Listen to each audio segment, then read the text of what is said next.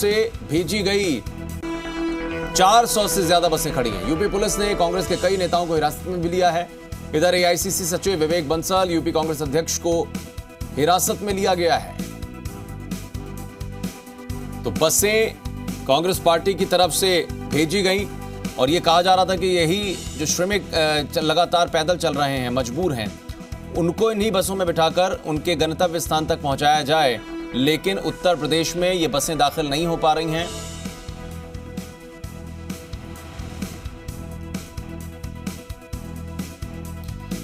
और इस वक्त हमारे साथ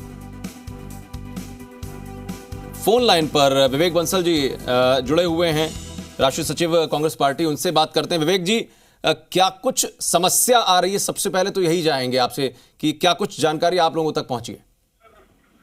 क्या चीज, क्या किस सिलसिले में आप जानकारी लेना चाह रहे हैं?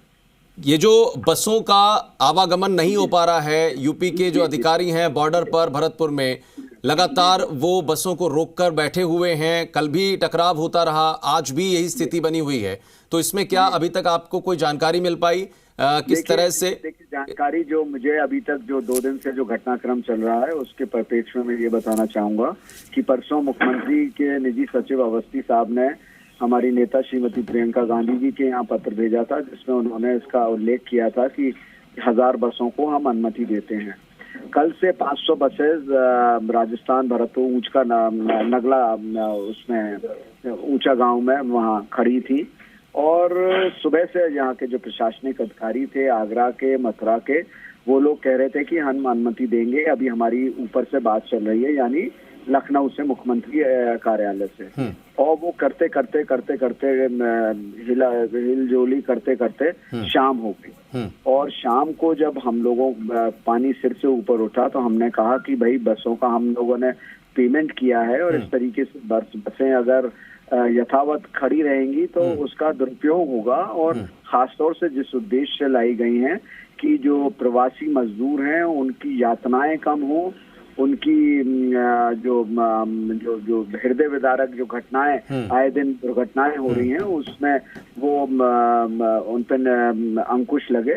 तो वो बसें अनुमति, उसका कोई लाभ हम नहीं दे पा रहे हैं। ठीक है विवेक जी, लेकिन ये बात भी निकलकर आप लोगों को पता चली कि कहा जा रहा है यूपी सरकार की तरफ से कि पहले बसें लखनऊ आएंगी, इसके बाद जहां जहां भेजा जाना होगा अगर परमिशन मिलती है तो?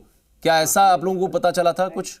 नहीं, परमिशन उन्होंने दी थी। आपकी आखिर की बात सही है कि उन्होंने कहा लखनऊ आना है। लखनऊ का आने का क्या मतलब है आप पहले बताइए। यानी डीजल, एक तो आप ईंधन की वैसे ही सब चीजें हम लोग को सदुपयोग की बात करते हैं, यहीं से अपने अपने गंतव्य जिले में जाती तो वो उपयुक्त होता कि जिस तरीके से इन्होंने लखनऊ, फिर वहां पे भी जाने की बात होती तो अनुमति तो देते। इन्होंने तो अनुमति लेकिन अनुमति नहीं मिलने में तकनीकी क्या पेच फंसा हुआ है?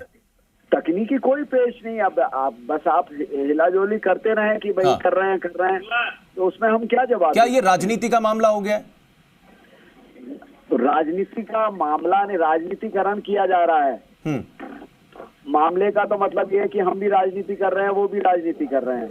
लेकिन 400 से ज्यादा या 500 के आसपास बसों का इंतजाम अगर कांग्रेस पार्टी ने किया, देखिए वर्बली तो लगातार बोला जा रहा है, प्रियंका गांधी वाड्रा की तरफ से वीडियो मैसेज के जरिए बहुत सी बातें बोली गई, या जो तमाम कांग्रेस के नेता हैं उनकी तरफ से बोली जा रही है।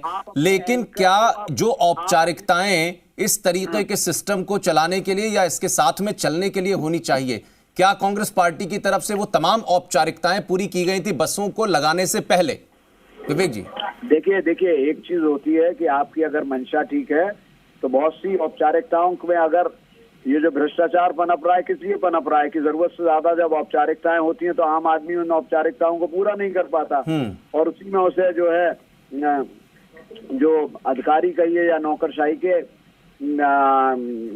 हाथ में तेल लगाना होता है। तो यही आपने जो औपचारिकताएं, कुछ औपचारिकताएं बिल्कुल व्यर्थ की होती हैं। आज हमारा उद्देश्य ये होना चाहिए कि इन मजदूरों को फायदा लाभ हो, वाहन इनको उपलब्ध हो, जो संवाहक का माध्यम बने, उनके गंतव्य तक उन्हें पहुंचा सकें, उनके जनपद तक उन्हें पहुंचा सकें।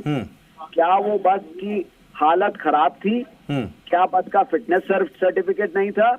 तो देखिए औपचारिकताएं तो बहुत होती है, ये आप भी जानते हैं। औपचारिकताएं में तो बहुत से, अगर आपको निरस्त करना हो किसी की अनुमति तो आप 10 कारण निकाल सकते हैं।